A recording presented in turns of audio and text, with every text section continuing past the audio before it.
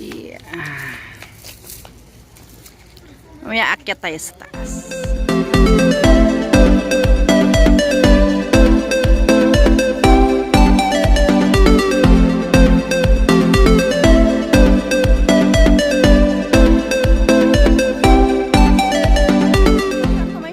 Nandito kami today sa hindi ko alam. Malapit lang po ito sa amin. Ayan. Ang ganda. Hindi ko alam saan to banda. Ang asawa ko nagalit. Nagtanong ako ng nagtanong. Yay! Yan po ito. Ayun. Yes, sana ah. Ayan. Dito kami. Hindi ko nadala yung ano ko. Yung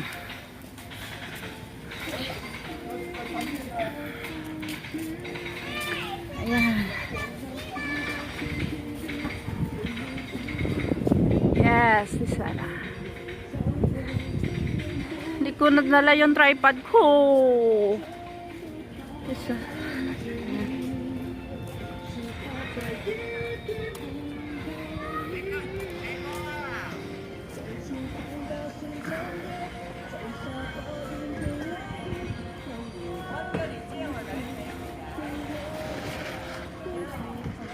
Yan. Ganyan. Ang ganda po dito. Dito po ito sa Kilong. Hindi kami lumalayo. Kasi may mga bata kami. Kaya hindi kami lumalayo sa mga pupuntahan namin. Kaya yan. Maganda dito. Tsaka pag dito ka naman, banda makikita mo yung halos buong Kilong. Makikita mo. Yan. Ayun. Ayun o. Halos makikita mo yung buong Kilong. Isa. Yun o yung evergreen hotel. Yun, yan yung Kilong, yung buong Kilong andyan. Diba? Pag maandito kayo sa taas. Dati walang mga games palaruan dito. Ngayon marami ng mga palaruan. Yan o, dati walang mga dati gumagala kami dito, wala namang palaruan na ganyan. Ito ngayon mayroon na. So, ibig sabihin, ginawa na talaga siyang tourist spot. Kasi dati, wala lang. Boring siya sa mga kids. Ngayon, wala na. Dito na. Kumbaga, mag-enjoy na yung kids. Tapos, mag-iiyak yung nanay kasi gastos. Gastos is life na naman. Alam mo na, pag ang mga kids makapaglaro, wala na. Galit-galit na. Galit-galit na. Magkano nang nagastos. Diba? Ang nanay, cry-cry na lang. Cry kay no choice man. Muna kinabuhi sa nanay. Unya ang mga anak sunod lang, tas itong mga anak kain saon man. Sila man mo'y boss. Sila ang boss. Unya kita nanay. Murag katulong na murag nanay na way sweldo adults. Imot man. Yay! Hablihay ah. Yay! Oh, ni minyang sama. Hapo hawan? Hapo kaoshing. Kaoshing ma. Kaoshing ah. Kaoshing zu hao.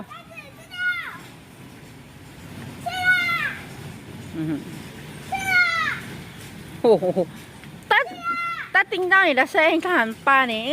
Ni da sai ni da sina mo ta sen ah.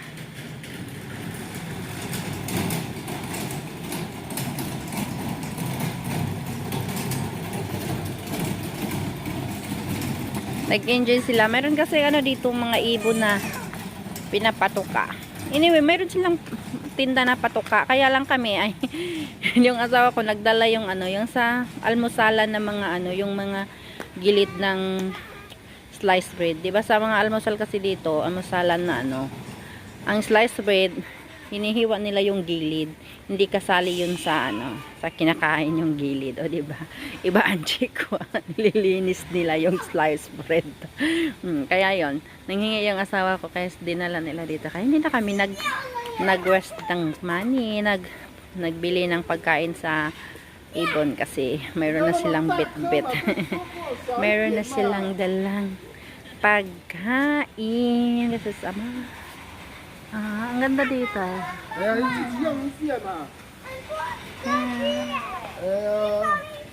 Yan. Ano to dito eh, parang dasalan nila or simbahan ba? Pero kami, pag pumupunta kami dito, hindi naman kami nagsisimba or ano. Dinadala lang yung mga bata for paglalaro. Kasi ang mga Chinese or mga Taiwanese, iba-iba kasi yung mga simbahan nila. Parehas lang naman siguro yung santo nila. Hindi ko alam. Pero yung simbahan nila is iba-iba. May mga sarili silang simbahan. Patulad sa amin, yung asawa ko, yung family ng asawa ko, mayroon kaming ano, mayroon talaga kaming devoted simbahan. Mayroon silang mga simbahan na ano, sinasambahan namin. Tapos, isa kami sa mga ano, isa kami doon sa parang mga simbahan kasi doon, parang ini-invest kasi yung mga simbahan. Ewan ko anong tawag dyan.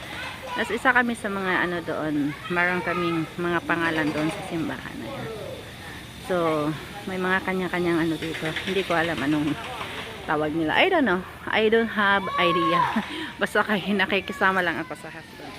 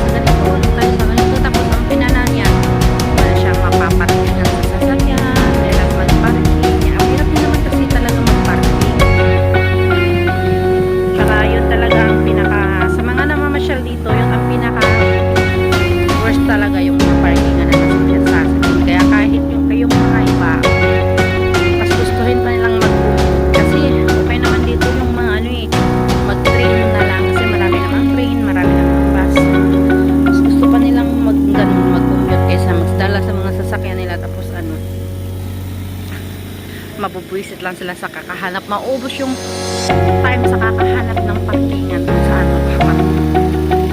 O syempre, may mga parkingan dito. Ano din, may bayad mga parking dito. Saka, depende sa oras. Yung asawa ko, nangihinayon siya kahit 50 lang yan.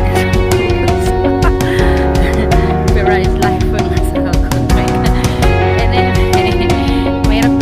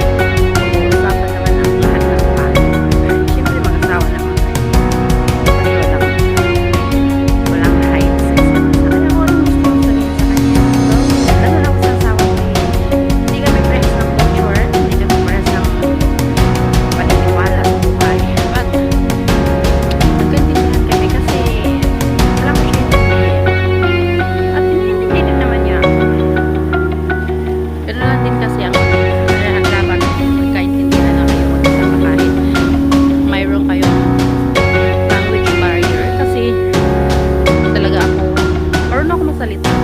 Pero hindi ako ganun ka-fluent magsalita sa Chinese. Lalo na yung asawa ko is, yung gamit niya lagi is Taiwan language. So, iba yung Chinese Mandarin saka sa Taigay or Taiwan language na sabi. Tutukin yan, pero may bayad 50. 50 lang sa pinasama ba